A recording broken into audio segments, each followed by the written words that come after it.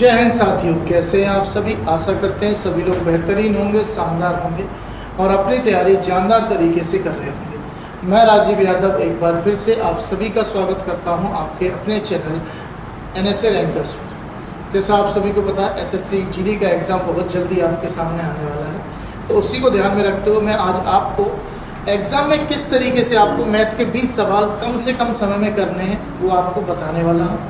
तो स्टार्ट करेंगे, ज़्यादा देरी ना करते हुए। अगर पहली बार हमारे साथ जुड़े हैं तो चैनल को सब्सक्राइब करें, वीडियो को लाइक करें, अपने दोस्तों को शेयर करें। पहला सवाल, जैसे कि ये सवाल प्रीवियस ईयर में पूछा गया है कि 400 से 1210 रुपये के हिसाब से खरीदे गए और 860 रुपये के लाभ पर बेचे गए सेबों का विक्रय मूल्य प्रति दर्जन बताना है, यानी कि 12 जो सेब हैं वो कितने के होंगे। तो अगर ऐसे क्वेश्चनों की हम बात करें तो हम ये कहेंगे 12 का मतलब क्या होता है भाई। एक दर्जन का मतलब क्या होता है? एक दर्जन का मतलब वो संख्या जो 3 से डिविजिबल हो जाए। एक संख्या वो जो 3 से डिविजिबल हो जाए। हमने कहा ये 3 से डिविजिबल नहीं है क्योंकि इसके अंकों का योग 10 है और 3 का रूल है कि 3 का अंकों के योग में 3 का भाग जाना चाहिए। मैंने कहा ये 6 2 8 है, इसमें नहीं जा रहा। ये 7 और 2 9 है, इसमें डिवाइड जा रहा है। 8 से 14 1 15, यानी दो ऑप्शन ऐसे हैं मेरे पास जिसमें जो है वो 3 का डिवाइड जा रहा है।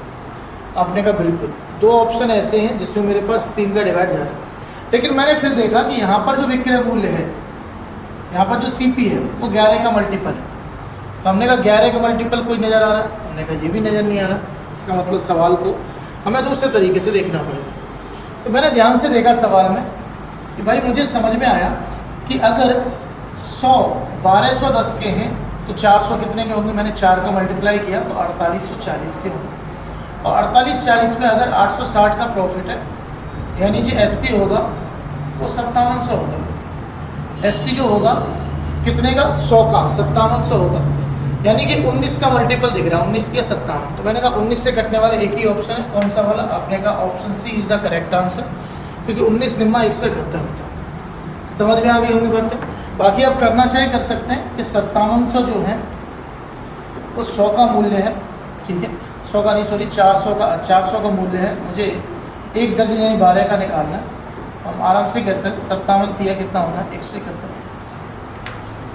जैसे नेक्स्ट क्वेश्चन, आशीष के दो पोते केवल 15 वर्ष और महेश 16 वर्ष है। दोनों को 23 वर्ष की आयु पर 4% वार्षिक क्षति ब्याज पर समान राशि मिलती है। यदि कुल राशि 25 या 500 थी तो महेश का हिस्सा बताना है कितना होगा। तो आपको ये देखना है कि महेश जो व्यक्ति है, ठीक है, महेश जो व्यक्ति है वो छोटा वाला है कि बड़ा वाला है। तो हमने कहा कि महेश जो है वो बड़ा वाला है, महेश जो है वो बड़ा वाला है। तो जब हम फ्रैक्शन को डिवाइड करते हैं, 4% का मतलब 1/25 होता है, यानी कि 25 और 1 का हिस्सा 1 ज़्यादा 26। तो जो बड़ा वाला होगा उसको बड़ी राशि मिलेगी 26, यानी 13 से भाग जाने वाला नंबर आप चेक कर सकते हैं। मैंने कहा 13 से भाग इसमें नहीं जा रहा। आप कहेंगे 13 नंबर 117 होता है, कितना बचेगा भाई। 13 नंबर 117 के बाद 55 बचेगा, भाग नहीं जाना। इसमें करेंगे 13 दाई 130 होता है, इसमें भाग नहीं जाना। आपने कहा 13 से एक ही ऑप्शन में जा रहा है, D4 देखो हवेली की और करेक्ट आंसर हो जाएगा। तो आप ऐसे क्वेश्चनों को बिना किसी सॉल्यूशन के कुछ ही सेकंड में कर सकते हैं। जैसे नेक्स्ट क्वेश्चन है, ईंधन की कीमत 3 क्रमिक महीनों में 25, 35 और 40 घटती है यदि चौथे महीने में 60% की वृद्धि हो रही है। तो अगर मैं ये कहूँ कि किसी भी कीमत में 60% की वृद्धि हो रही है, ध्यान से समझने वाली बात है कि अगर किसी भी कीमत में 60% की वृद्धि हो रही है, आप ये कहेंगे कि सर ध्यान से सुनेंगे। मैं अगर पहले स्टार्टिंग से बात करता हूँ कि 25% कमी, 35% कमी और 40% कमी 3 बार घट रही है, जबकि आखिरी बार में 60% की वृद्धि हो रही। तो आप देखो ध्यान से क्या कहेंगे, हमें कहेंगे 25% मतलब 1/4, 4 की वस्तु 3 हो गई। 35% मतलब 7/20, यानी 20 की वस्तु 13 हो गई। 40% मतलब 2/5, यानी 5 की वस्तु 3 हो गई। जब मैंने बात की 60% का मतलब 3/5, यानी 5 की वस्तु 8 हो गई, क्योंकि वृद्धि हो रही है। यहाँ पर वृद्धि हो रही है, अब तीनों में कमी हो रही है। तो मैंने ये कहा कि जो ये कह रहा है कि चौथे महीने में कीमत में कितने % की वृद्धि या कमी होगी, यानी ओवरऑल वृद्धि या कमी की बात कर रहा है। तो मैंने यहाँ से जब देखा तो ये आया 20 5 100 और 500 20, तो 100 और 20 यानी कि 2000 आ रहा है इधर से। भाई मैंने देखा 2000 छोड़ो, 2000 छोड़ो, इस 4 से काट लेते हैं, इसे 2 बार, 2 से काट लेते 10 बार, ये 250 आएगा। कितना आएगा 250। मैंने कहा ये आएगा 117, कितना आएगा 117। तो आपने कहा डिस्काउंट कितने का, 133 का डिस्काउंट है 250 पर, परसेंटेज के लिए 100, 25 से 5 बार, 25 से 4 बार। तो हमने कहा कि 133 चौके कितना आएगा, तो हमने कहा कि भाई ये आएगा 832/5, यानी 5 एकन 5, कुछ थोड़ा सा गड़बड़ हुआ, हमने एक गड़बड़ किया, 50 दूनी 100 आएगा और 50 पंजे 250 आएगा, तो ये आएगा 266 कितना 5। हमने कहा 55 25, 5 के 15, 5 दूनी 10, यानी कि मूल्य जो है वो 53.2% क्या हो जाएगा, आपने कहा कम हो जाएगा, डिक्रीज हो जाएगा। डी ऑप्शन एकदम सही। समझ में आ गई होंगी बातें, क्लियर है भाई। आगे बढ़ेंगे, जैसे अगला सवाल समझेंगे। एक क्रिकेट टीम के 5 खिलाड़ियों का औसत 55 है। यह भी देखा गया कि इन 5 खिलाड़ियों में से 3 का औसत 55 है, तो शेष का औसत कितना है। तो औसत का मतलब होता है समय बराबर बराबर मात्रा का होना, यानी कि 5 का औसत 55 है, इसका मतलब सभी के पास 55 है। अगर उनमें पहले 3 के पास भी 55 है, तो आप कहेंगे बाद के 2 के पास भी 55 होगा, यानी एवरेज क्या होगा, बाकी के 2 का 55।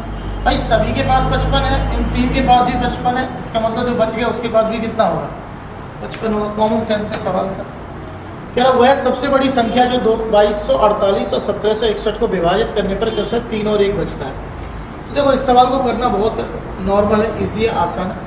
हम कहेंगे 2248 में डिवाइड करने पर 3 बच रहा है, यानी संख्या जो है वो 2245 से कटेगी, और 1761 में डिवाइड करने पर 1 बच रहा है, तो 1760 संख्या कटेगी। तो आपको ये देखना है कि कौन से ऑप्शन से ये दोनों संख्या डिवाइड हो रही है। मैंने कहा 14 से ये संख्या कटेगी नहीं, 14 से ये संख्या नहीं कटेगी, 14 एकन 14, 36 14 के टेबल में नहीं आता। 5 से संख्या कट जाएंगी दोनों, आपने कहा बिल्कुल। 19 के टेबल में 176 नहीं आता, 24 के टेबल में 176 नहीं आता। क्लियर है, आपने कहा बिल्कुल, इसका मतलब एक ही ऑप्शन है 5 करेक्ट आंसर। आगे बढ़ेंगे, नेक्स्ट क्वेश्चन देखो। एक ट्रेन की गति 65 है, 35 मिनट और 15 सेकंड में ट्रेन कितनी किलोमीटर और कितने मीटर की दूरी तय करेगी। तो हमने कहा अगर स्पीड 65 है, तो मैं सबसे पहले तो ट्रेन वाला सवाल है, मैं इसको नहीं, इसको एक काम करते हैं, नॉर्मली रहने देते हैं। ये कहना चाह रहा है कि 1 घंटे यानी कि 60 मिनट में गाड़ी जो है 65 किलोमीटर जाती है। 60 मिनट में गाड़ी जो है 65 किलोमीटर जाती है, तो 35 मिनट तो ये होगा, और 15 सेकंड का मतलब 1/4 मिनट, 35 चौके 140, यानी 41/4 मिनट की बात कर रहा है। तो अगर कोई ट्रेन 60 मिनट में 65 किलोमीटर जाती है, तो आप ये कह सकते हैं सर, सिंपल समझना कि 1 मिनट में कितना जाएगी। तो हमने कहा 13/12 मिनट, 13/12 किलोमीटर जाएगी। तो मुझे निकालना है कि 141/4 मिनट में कितना जाएगी। हम गुणा भाग कर लेंगे, ये आएगा 13/12 गुणे 141/4, तो 3 से 4 बार, 3 × 12 = 21। तो ये आएगा 47 गुणे कितना भाई, 13 है, 47 गुणे 13 करेंगे तो 13 × 7 = 91, और 13 × 4 = 52 और 9 कितना हो गया, तो आपने कहा 61 हो गया, यानी 611/16 आएगा। 16 से काटेंगे, 16 थी 48, कितना बचेगा 131, 16 8 128, कितना बचेगा 3 और 0, यानी कि 38 के पास आंसर होगा। तो 38 के पास एक ही ऑप्शन है, एक ही ऑप्शन। हमने कहा फिर क्या करना है, डिवाइड करना, और क्या ही कर सकते हैं। हमने कहा 30 में भाग करेंगे, तो 16 एकन 16 कितना बचेगा 120, 16 × 7 = 112, नहीं 140 बचेगा, 16 8 128। तो आपने कहा 38.1875, यानी कि बी ऑप्शन करेक्ट हो जाएगा। ठीक है, बी ऑप्शन क्या हो जाएगा, करेक्ट हो जाएगा। आगे देखें क्वेश्चन नंबर 257। 2 ट्रेनें 50 और 80 की गति से विपरीत दिशाओं में चल रही हैं। एक ट्रेन की लंबाई 480 मीटर है, एक दूसरे को पार करने में 28 सेकंड लेती है, दूसरी ट्रेन की लंबाई क्या है। तो हमने कहा जब 2 ट्रेनें एक दूसरे को पार करेंगी, दोनों अपनी लंबाई मिला के पार करेंगी। तो हमने कहा दोनों लंबाई मिला के कितनी है, तो हमने कहा दोनों बतानी है। एक तो दे रखी है 480, और जब 2 ट्रेनें अपोजिट डायरेक्शन में चलती हैं, तो दोनों की रिलेटिव स्पीड ऐड हो जाती है। तो हम कहेंगे 80 और 50 हो जाएगी 130, तो स्पीड हो जाएगी 130 किलोमीटर प्रति घंटा, जिसको मीटर पर सेकंड में चेंज करेंगे तो ये आएगा 650/18 मीटर पर सेकंड। आपने कहा बिल्कुल भाई। अब मुझे इस स्पीड से 28 सेकंड में एक दूसरे को कवर करना, तो जब 2 ट्रेनें एक दूसरे को पार करेंगी, टोटल लंबाई मिला के पार करेंगी। हमने कहा 650/18, और समय कितने का 28 का, 2 से कट गया 9 बार, 2 से कट गया 14 बार, 14 × 5 = 70, 14 × 6 = 84 और 7 = 91, 100/9 आएगा। अगर मैं डिवाइड करता हूँ तो ये आएगा 111.11 मीटर। अब इस 1011.11 मीटर में एक ट्रेन की लंबाई 480 है, तो दूसरी हो जाएगी कितनी, आपने कहा 531.11, क्योंकि आखिरी में एक एक आ रहा है, एक ही ऑप्शन है इसमें एक एक आ रहा है। टोटल दोनों की लंबाई इतनी है, एक की इतनी है, दूसरे की निकाल लें। रामू ने HDFC में 4% प्रतिवर्ष की दर से कुछ राशि निवेश की। यदि 2 वर्ष बाद रामू इतने रुपये चक्रवृद्धि ब्याज मिलता है, तो हमने कहा साधारण ब्याज पूछना कितनी है। ध्यान रखना, अब अगर मैं बात करूँ 4% के रेट पर चक्रवृद्धि ब्याज की 2 साल की, तो आप जानते हैं जो ब्याज मिलता है वो 2r/r² मिलता है 2%, सॉरी 2 साल में। 2 ईयर का जो CI होता है वो इतना होता है 2r/r²। रेट कितना है 4, तो आपने कहा 4 दूनी 8, 4 का स्क्वायर 16, तो 8.16% का ब्याज मिलेगा, जिसकी वैल्यू कितनी दे रखी है, आपने कहा 127.5 दे रखी है। तो अगर मुझे साधारण ब्याज पूछ रहा है तो साधारण ब्याज हर साल बराबर होता है, पहले साल 4%, दूसरे साल 4%, 8% वैल्यू निकालते हैं। मैंने कहा 8% मान निकालना है, तो आप देखो 127.5 बटे में आएगा 8.16, इंटू में आ जाएगा 8। हमने कहा पॉइंट हटाएंगे, यहाँ 0 आ जाएगा, 8 एकन 8, 0 8 दूनी 16, 102 से डायरेक्ट डिवाइड करते हैं, 102 एकन 102 आएगा, कितना बचेगा भाई 25, यानी 255 हो जाएगा। 102 दूनी कितना आएगा 204, ठीक है, और कितना बचेगा, तो आपने का बचेगा 51 0, तो 102 पंजे 510, तो आपने का कौन सा ऑप्शन C4 चलो हवेली पर करेक्ट आंसर।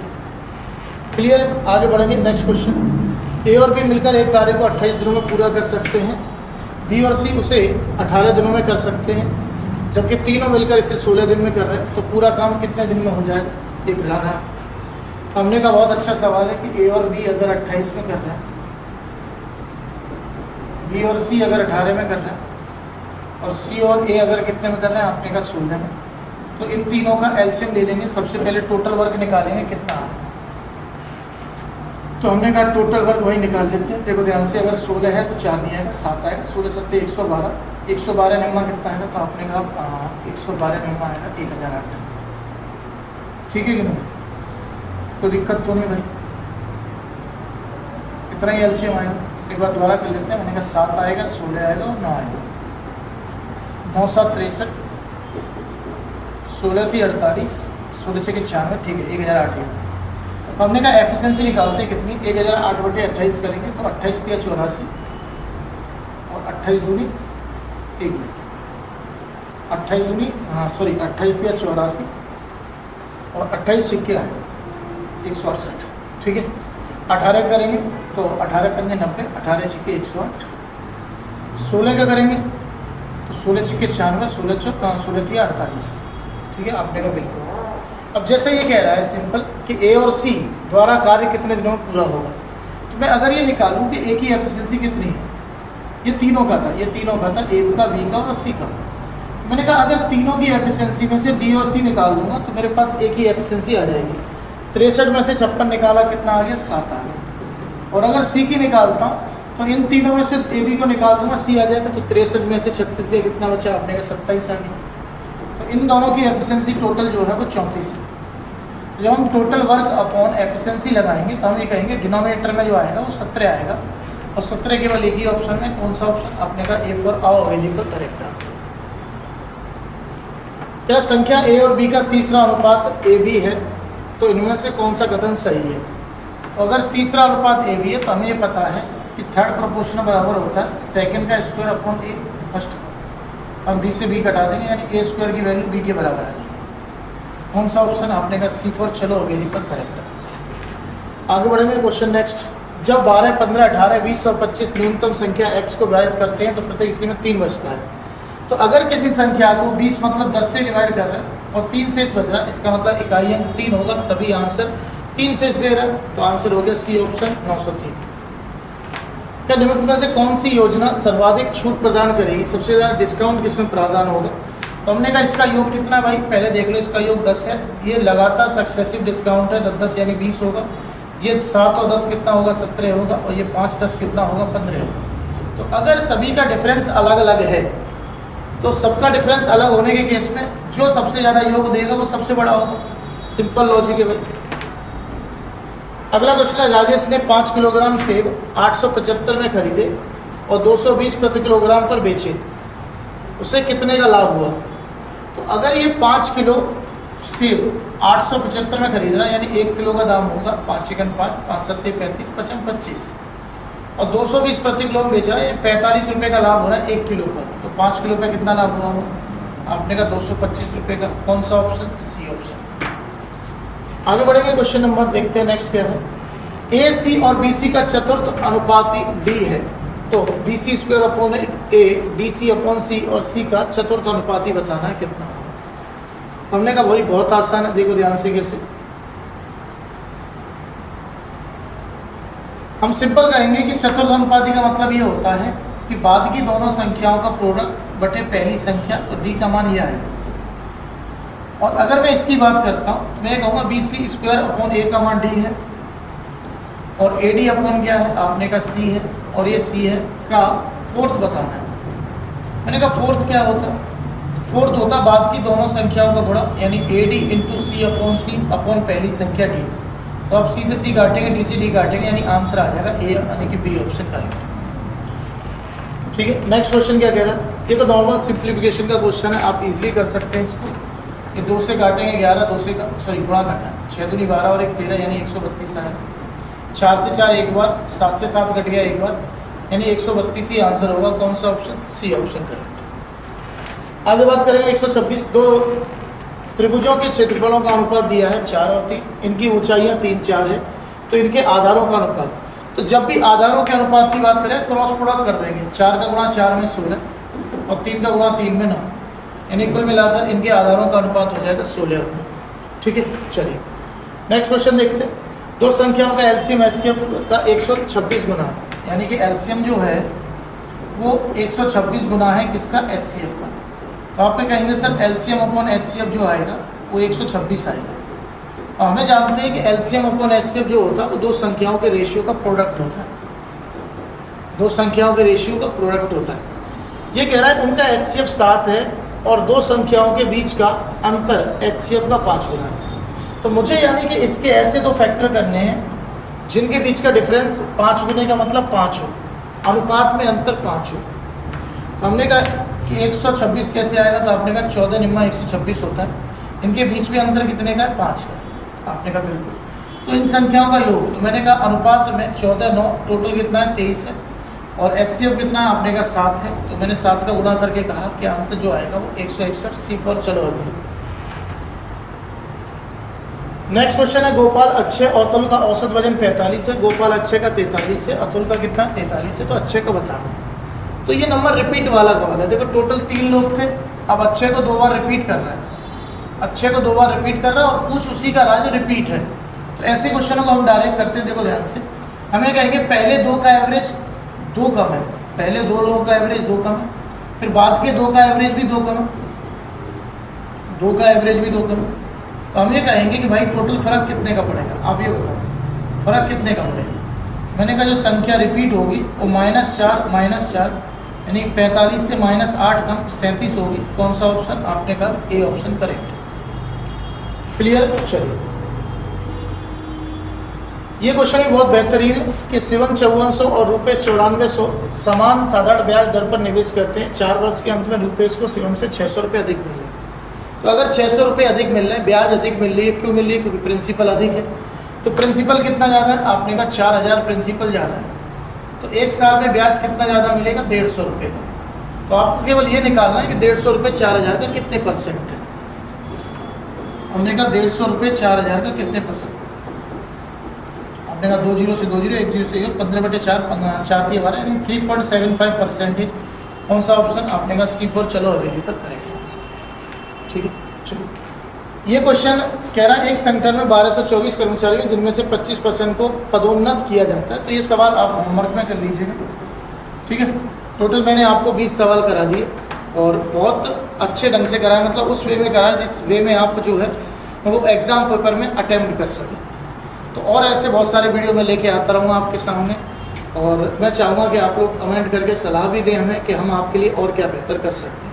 तो फिर मिलेंगे अगली क्लास में, तब तक पढ़ते रहिए, ख्याल रखिए। जय हिंद, जय भारत।